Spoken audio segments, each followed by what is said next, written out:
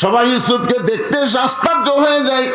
এত সুন্দর মানুষ, এত সুন্দর মানুষ ওই জুলাইখার ইজ্জত নষ্ট করবে, এটা বিশ্বাস হয় না। এমন সময় প্রধান বিচারপতি বলে, ইউসুফ, যিনি তোমাকে সন্তানের মতন লালন পালন করলো, আর তুমি তার ইজ্জত নষ্ট করবার চাও, তুমি এমন নিমখারাম হয় না কেন? এই কথা প্রধান বিচারক বারবার যখন বলতেছে, এমন সময় মায়ের কোল থেকে 2.5 মাস কোনো কিতাবে লিখছে 3 মাসের একটা বাচ্চা জবান করে বলতেছে, রে প্রধান বিচারপতি, শুধু জুলাইখা অভিযোগ করলো আর তোমরা ইউসুফের বিচার শুরু করলে।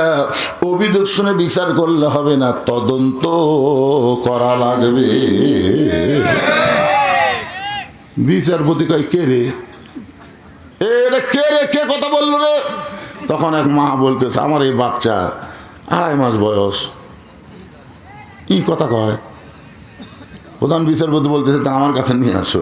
প্রধান বিচারপতির কাছে যখন নিয়ে যাওয়া হয়েছে, ওই বাচ্চাটার জবান আল্লাহ খুলে দিছে। বাচ্চা বলতেছে, রে বিচারপতি, শুধু অভিযোগ করেছো, অভিযোগ শুনে বিচার করো, তদন্ত করে দেখো, তদন্ত করে দেখো। যদি ইউসুফ জুলাইখাকে ধরবার চায়, ইউসুফ যদি জুলাইখার ইজ্জত নষ্ট করবার চায়, তাহলে জুলাইখা ইজ্জত বাঁচানোর জন্য ইউসুফের জামার সামনে ছিঁড়ে ফানাফাট করে দিবে। কারণ ইউসুফ ধরবার গেছে, ধরে কারণ কী করবার গেছে, আর জুলাইখা বাঁচবার চায়, তাহলে জামার সামনে ছিঁড়ে ফানাফাট হয়ে যাবে। আর যদি জুলাইখা ইউসুফকে ধরবার চায়, ইউসুফ যদি তার ইজ্জত রক্ষা করতে চায়, তাহলে জামার পিছন দিকে ছিঁড়া হবে। এখন তদন্ত করে দেখো তো ইউসুফের গায়ের জামার খবর কি। সমস্ত বিচারক তদন্ত করে দেখে, জামার সামনে তো ছেঁড়া দূরের কথা, কোনো ময়লাও পর্যন্ত নাই। আর পিছন দিকে তাকায় দেখে জামার অনেক জায়গায় ছেঁড়া। সমস্ত বিচারক চোখ বন্ধ করে মনে মনে কয়, ইউসুফ তুমি নির্দোষী, কিন্তু আমরা জবান বন্ধ করেছি, আমরা জবান বন্ধ করেছি। ইউসুফ তুমি নির্দোষী, কিন্তু একজনের ভয়ে আমরা জবান বন্ধ করছি। প্রত্যেকটা বিচারকই কিন্তু জানতো আল্লামা সাইদি হুজুর নির্দোষী, ধরে কোন কথা ঠিক না, কিন্তু আমরা জবান বন্ধ করেছি।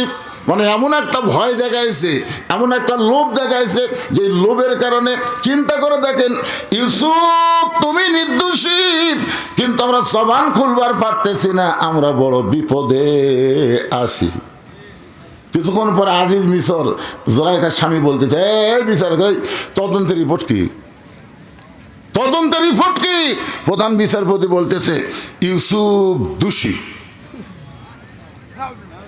কারণ আজিজ মিশর প্রধানমন্ত্রী, আর তারই বউ হলো জুলাইখা, আর কোনটা বাঁচায়?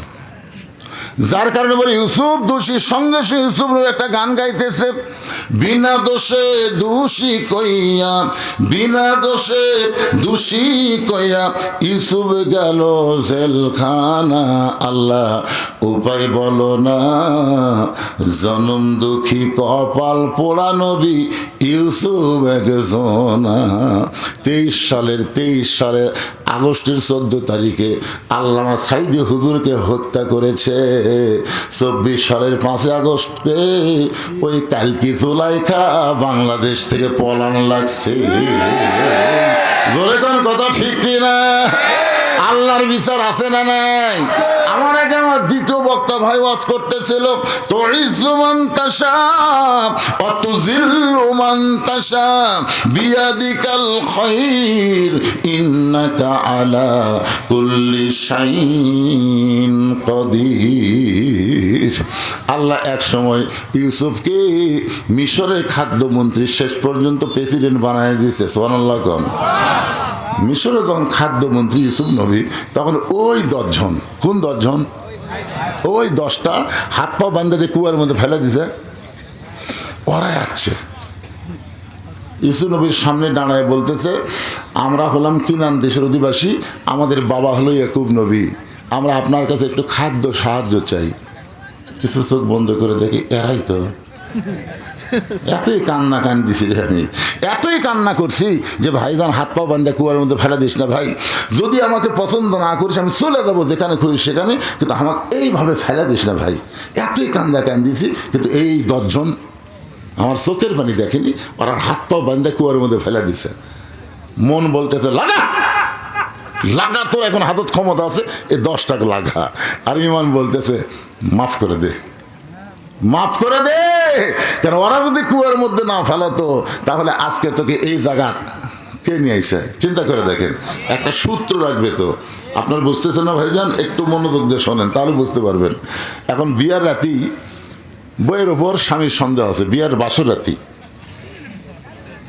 তো এখন স্বামী ঘর থেকে বার হয়েছে, তো বাপ মাও কয় কে রে নতুন বউ ঘর থেকে বার হলি কেন? তখন ছেলে বলতেছে আব্বা হার বউ সন্দেহ হয়। কি সন্দেহ? বিয়ার আগে প্রেম করছে। তোর বাপ কয় তুই কি দেখছু? দেখিনি। তো সন্দেহ করিস কে? এরা যুদ্ধপরাধী, এরা মানুষ খুন করছে। কখন করছে? স্বাধীনতার আগে। বাপ মা এই পাগল, বউ লিয়ে করে রাখা, আর যেন প্রেম না করে তুই খেয়াল করবো। তখন বাপের ঝাঁকিতে ওই বউলে করে খাচ্ছে, খাতে খাতে বাচ্চা কাচ্চা হয়ে গেছে, নাতি নুৎকুরো হয়ে গেছে, বুঝছেন? 42 বছর পর, যখন কয় বছর পর, 42 বছর পর ওই পুরানো ব্যারাম আবার মাথা চাড়া দিছে। ওই পুরানো ব্যারাম স্বাধীনতার সময় কিন্তু শেখ মুজিবুর রহমান সব মাফ করে দিছে, যখন কথা কর না কেন। কিন্তু এই হাসিনা এসে 42 বছর পর আবার এই পুরানো ব্যারাম মাথা চাড়া দিচ্ছে।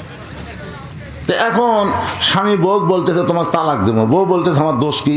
বলে দোষ হলো বিয়ার আগে প্রেম করছি। এই বিয়ার আগে প্রেম করছি, বাসর ঘরে তালাক দেবেন এতদিন পর কেন?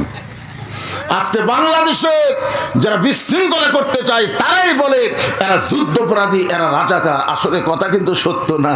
বাংলাদেশকে ভারতের তলাবিহীন ঝুড়ি বানায় ভারতের করজ রাজ্য বানাবার চায়। জনগণ কথা ঠিক কিনা ভাই?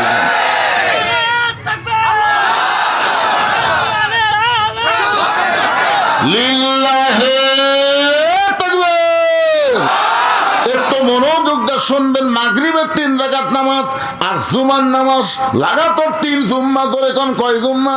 বারান্দায় নামাজ পড়বি, সর্বশেষে যেই লোকটা আসবে, সর্বশেষে যেই লোকটা আসবে আবার সর্ব আগে যেই লোকটা যাবে, 3 জুম্মা যদি একই আমল করে তাহলে সে মানবরূপী শয়তান। তাকে 1 সন্ধ্যা খাওয়ালেই তোর মান্নত পুরা হবি। মনে আছে না? ভুলে গেছেন? আমি কিন্তু কোনো ওয়াজ বলবো না। ফাসাল্লি রব্বিকা ওয়ানহার, 1 নম্বর নামাজ, 2 নম্বর কুরবানি, এই 2টা বিষয়ে আমার আলোচনা চলবে। এটা রজব মাস, এই মাসেই মেরাজ। যেরকম ঠিক কিনা ভাইজান? মাগরিবের 3 রাকাত, জোহরের এশার 4 রাকাত, ফজরের 2 রাকাত, তার জোহরের 4 রাকাত, আসরের 4 রাকাত, এই 17 রাকাত নামাজ নিয়ে নবী সাহাবীদের নিয়ে যখন আলোচনা করতেছেন, এমন সময় আবু জেহেল গ্রুপ নিয়ে হাজির।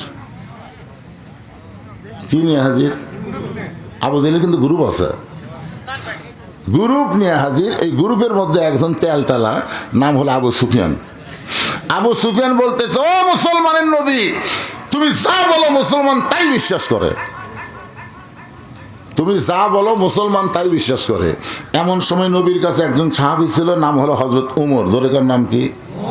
উমর ফারুক দাঁড়িয়ে বলতে চাই কাফেরের বাচ্চারা, এই নবী আমাদেরকে নামাজের ওয়াজ শোনাচ্ছে, তোর কোক ডাকলো কে? আপনারা বলেন তো, হযরত আবু বকরের দরজায় আবু জেহেল সকালে না যায়, যদি উমরের দরজার যেত তাহলে আবু জেহেলের অবস্থাটা কি হতো? হ্যাঁ, এই ভাইজান একটু মনোযোগ দিয়ে শোনেন। উমর ফারুক বললেন এই কাফেরের বাচ্চারা, নবী আমাদের 5 ওয়াক্ত নামাজের কথা বলতেছে, এখন মাগরিব শুরু করছে, এই সময় তোদেরকে এখানে আসতে বলছে কে? আল্লাহ রাসূল যদি বলতো ওমর সকালবেলা আবু জেহেল পাগল বানা গেছে, পাগল হয়ে গেছে, এখন গ্রুপ লিয়াচ্ছে, তুমি ধরো, নবী যদি বলতো ধরো, তাহলে একটা কাফেরের বাচ্চা বাঁচবে? দেখেন নেতা কাক কয়, বুঝলেন? আল্লাহ নবী বলে ওমর এজলাস, ওমর তুমি বসো, ওমর তুমি বসো। ইসলামের আদর্শের নেতা তারাই হবে যারা কর্মীকে উস্কায় দেয় না, বরং কর্মীকে বসায়া দেয়।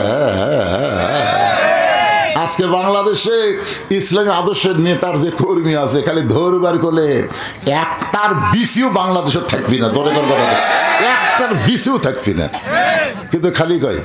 এই যে দেখেন, এই যে আসন বন্টন নিয়ে দেখছেন, আসন বন্টনে কি হলো?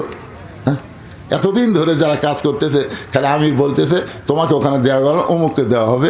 উনি বলতেছেন উপর থেকে নির্দেশ যা হবে তাই, আমার এখানে আপত্তি। হায় হায়, কি নেতা মানার সিস্টেম রে! আর এটি আইজাকারে নমিনেশন দিয়ে দিয়েছে, একজন মশাল মিছিল, আর একজন ই মিছিল, ও মারো ধরো। এগুলা মানুষের দল, এগুলা আল্লাহর দল না। আল্লাহর দলের কিছু সৌন্দর্য আলাদা আছে। জোরে কোন কথা ঠিক করে। রাসূল বলেন, ওমর এজলেস বসো। ওমর ফারুক যখন বসে গেছে, নবী আমার দুই হাত বাড়ায় বললেন, ও মক্কার সম্ভ্রান্ত ব্যক্তিরা, আপনারা যখন এসেছেন তাহলে আপনারা বসেন, আমি 5 ওয়াক্ত নামাজ নিয়ে কথা বলতেছি। এমন সময় আবু সুফিয়ান বলতেছে, আমরা তোমার নামাজের ওয়াজ শুনতে আসি নাই, আমরা তোমার নামাজের ওয়াজ শুনতে আসি নাই।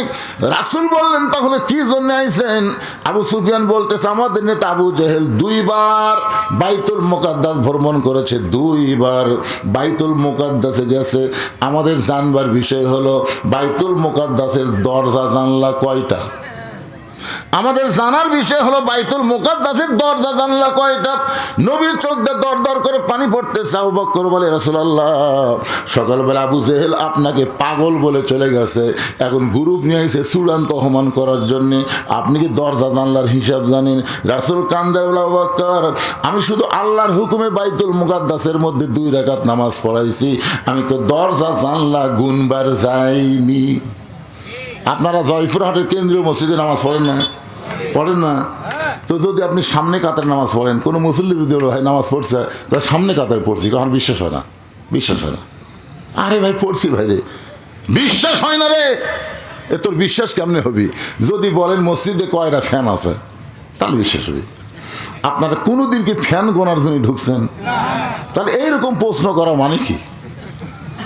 যেই বলেছে মসজিদে দরজা জানলা কয়টা, নবীর চোখ দিয়ে দর দর করে পানি পড়তেছে। আল্লাহর আবু বকর বলতেছে, রাসূলুল্লাহ যদি কবর না পারেন আপনাকে চূড়ান্ত অপমান করবে। এমন সময় ফেরেশতা জিবরাইল আল্লাহর কোরআন এসে বলতেছেন, তুইজ্জু মান তাশা ওয়া তুযিল্লু মান তাশা বিয়াদিকাল খায়র ইন্নাকা আলা কুল্লি শাইইন কদির ওয়া রাফা'না লাকা যিকরাক। ওগো নবী, এমন করে আপনি চিন্তা করবেন না, আমি গোটা বাইতুল মুকাদ্দাস আপনার সামনে হাজির করে দিব। বাইতুল মুকাদ্দাস আমার হাতের উপর ঘোরাতে থাকবো, আপনি দেখে দেখে দরজা জানলা গুনে গুনে বলবেন। ফেরেশতা জিবরাইল বাইতুল মুকাদ্দাস নবীর সামনে হাজির করলে নবী সেইটা দেখে দেখে দরজা জানলা যখন বলে দেয়, এমন সময় আবু জেহেল বলতে, চলো যাই। আবু সুফিয়ান বলে, নেতা চূড়ান্ত অপমান করার জন্য আইছি, চলো যাই কেন বলতেছেন? আবু জেহেল বলতেছে, খামাখা গন্ডগোল করে লাভ কি, চলো যাই। আবু সুফিয়ান চিন্তায় পড়ে গেল, এই চলো যাই মানে বোঝা লাগবে, পিছনে পিছনে যাই। তার বলে, নেতা এই চলো যাই মানে কি? বলে, ঘরের মধ্যে চল। দরজা জানলা বন্ধ করে আবু জেহেল চিল্লায় বলতেছে, ওই আল্লাহর শপথ করে বলতেছি, আব্দুল্লাহর এতিম পোলা হলো আল্লাহর নবী। আবু সুফিয়ান বলতেছে, আল্লাহর নবী এটা যদি শপথ করে বলেন, তাহলে ঘরের মধ্যে কেন? চলেন বাইরে যাই। বাহিরে যায় বলবো। আবু জেহেল আবু সুফিয়ানের মুখটা চেপে ধরে বলতেছে, পাগল রে, জানি ঠিকই কিন্তু মানি না।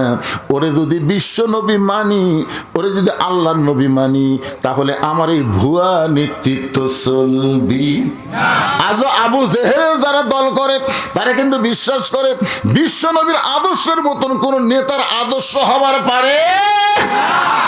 সব মিছিল করে আমার নেতার চরিত্র ফুলের মতন পবিত্র।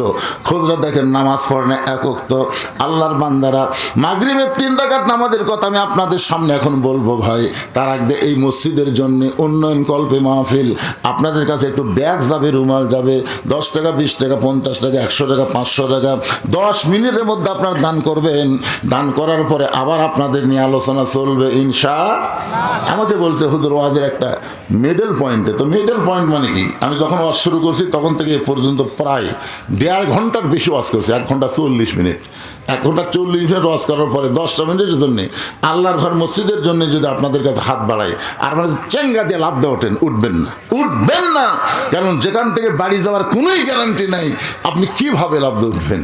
আপনি কিছু দিবেন, মনে করবেন এটা আমার জীবনের শেষ দান, জীবনের শেষ দান মনে করে এই যুবকের আপনাদের কাছে যাবে, এই বাবা ব্যাগলা ভিতরে ঢোকো। স্টেজের উপরে কেউ যদি দিবার চান যে হুজুর আমি ব্যাগের মধ্যে দিব না, আমি আপনার হাতে 5,000, 10,000